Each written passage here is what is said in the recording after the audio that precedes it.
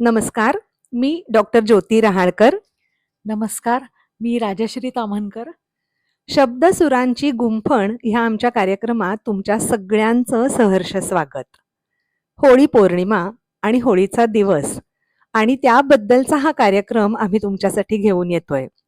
आपल्याला सगळ्यांना भक्त प्रल्हादाची गोष्ट तर माहितीच आहे की होलिका नावाची जी राक्षसीण असते तिच्या मांडीवरती बसून भक्त प्रल्हादाला जाळायचा प्रयत्न केला जातो आणि जी कधीही जळू शकत नाही असं वरदान असलेली होलिका मात्र त्या आगीमध्ये जळून भस्म होते आणि भक्त प्रल्हाद हा तसाच्या तसा अंगावरती एक कुठला खर्चटा सुद्धा न येता बाहेर पडतो. हे विशेषच म्हणायला पाहिजे. तर या गोष्टीतून आपल्याला काय शिकायला मिळतं, तर जे दुष्ट आहेत, वाईट आहेत आणि जे समाजाला बाधक आहेत अशा गोष्टींचा नाश व्हावा आणि चांगले लोक मात्र धर्तीवरती जास्तीत जास्त जगावेत, राहावेत, टिकावेत.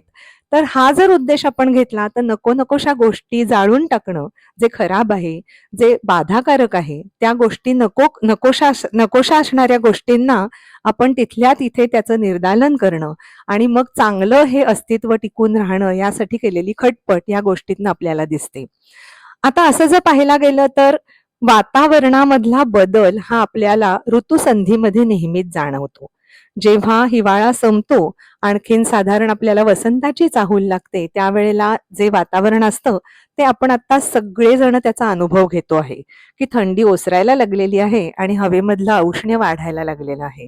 आणि ही सुरुवात एकदा जाणवली की आपल्याला असं वाटतं की होळी, रंगपंचमी असे सण आपण साजरे करायला लागतो. तर होळीच्या अर्थातनं आपण काय बरं शिकायला हवं, तर वातावरणाची शुद्धी करण्यासाठी म्हणजे ही जी मधली फेज आहे की ज्याच्यामध्ये दोन ऋतूंना संधी असा करणारा जो कालावधी आहे, त्याच्यात जर कदाचित कुठले जर किडे किंवा कुठली जर इन्फेक्शन्स येत असतील तर ह्या होळीच्या अग्नीनी, त्याच्या येणाऱ्या धुरानी ही हवा शुद्ध व्हावी आणि नवीन ऋतूसाठी आपण सगळ्यांनी सज्ज व्हावं, असाही काहीसा बोध आपण त्याच्यामधून घेऊ शकतो. तर आपल्याकडे जे भारतीय सण आपण साजरे करतो त्याच्यामध्ये आपलं नवीन वर्ष गुढीपाडव्याला अर्थात चैत्र शुद्ध प्रतिपदेला आपण समजतो. त्याचाच अर्थ असा की होळी आणि रंगपंचमी हे वर्षाच्या अंतास येणारे सण आहेत. आणि मग होळीचा जर का आपण सगळ्यांनी विधी आठवून पाहिला तर संध्याकाळच्या वेळेला होळी पेटवली जाते, त्याला पुरणाच्या पोळीचा नैवेद्य दाखवला जातो आणि सगळे मिळून अक्षरशः बोंबा ठोकतात, आरडाओरडा करतात आणि जो काही मनामधला कटू स्वभाव आहे किंवा जे काही नकोशा गोष्टी आहेत त्या बाहेर फेकून द्यायचा प्रयत्न करतात. तर या दृष्टीने वर्षाच्या सांगतेला आपण आपल्या मनामधले सगळे रुसवे, फुगवे, अढी ही दूर करावी. आणखीन नवीन वर्षाच्या स्वागतासाठी सगळ्यांनी पुन्हा निर्मळ मनाने सिद्ध व्हावं, असाही मेसेज ह्याच्यातनं घेता येतोय का हेही पाहूयात. तर होळीचा हा दिवस हा सगळ्यांना शुभकारक ठरो आणि सगळी किलमिश दूर होऊन नवीन वर्षासाठी आपण सगळ्यांनी सिद्ध व्हावं, अशा दृष्टीने आपण आजच्या ह्या भागाकडे बघूयात. आणि अर्थातच शब्दसुरांची गुंफण म्हणजे एक कविता आणि एक गीत. तर त्याप्रमाणे होळीची ही पहिली कविता मी तुमच्या समोर वाचून सादर करते आणि त्याच्यानंतर राजश्री गीत सादर करेल. एक रचावी मोळी साऱ्या नको नकोशा चिंतांची, एक रचावी मोळी साऱ्या नको नकोशा चिंतांची आणि त्यावरी रास असावी शेणाच्या त्या गोवऱ्यांची. काढावी मग सुबक सुंदर, काढावी मग सुबक सुंदर समोर त्याच्या रांगोळी, काढावी मग सुबक सुंदर समोर त्याच्या रांगोळी. उद धुपाची करुण आरती निरांजने ही उजळावी. प्रसाद म्हणून ताटी असावी मधुर पूर्णाची पोळी, प्रसाद म्हणून ताटी असावी मधुर पूर्णाची पोळी. दो हातांचा ताल धरूनी वाजवावी मग टाळी. ठोकून बोंबा उपड्या हाती रगती सारी जिरवावी, ठोकून बोंबा उपड्या हाती रगती सारी जिरवावी. रूपे धाडसी ऊर फुगवुनी समाजात ती मिरवावी. मनास ऐसे खुले करूनी निर्मळ व्हावे आतुनी, मनास ऐसे खुले करूनी निर्मळ व्हावे आतुनी. मनशुद्धीसाठी ऐसी प्रतिवर्षी हो ही होळी, प्रतिवर्षी हो ही होळी. तर ही जी होळीची कविता आहे, तर अशा पद्धतीने आपण घरोघरी सगळ्यांनी एकत्र जमून आपल्या अंगणामध्ये किंवा आपल्या कॉमन एरियामध्ये अशी होळी पेटवावी, तिची छान आधी पूजा करावी आणि एकमेकांना घट्ट मिठी मारून एकमेकांमधले सगळे उणे-दुणे विसरून एकत्र यावं आणि नवीन वर्षासाठी सिद्ध व्हावं.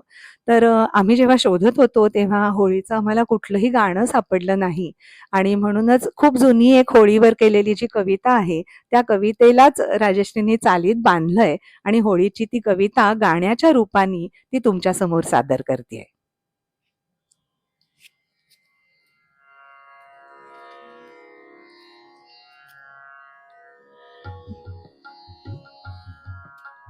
लप लप त्या ज्वालांवर उठते चकचकणारी भगवी ठिणगी. लप लप त्या ज्वालांवर उठते चकचकणारी भगवी ठिणगी.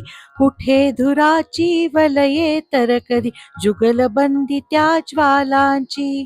कुठे धुराची वलये तर कधी जुगलबंदी त्या ज्वालांची.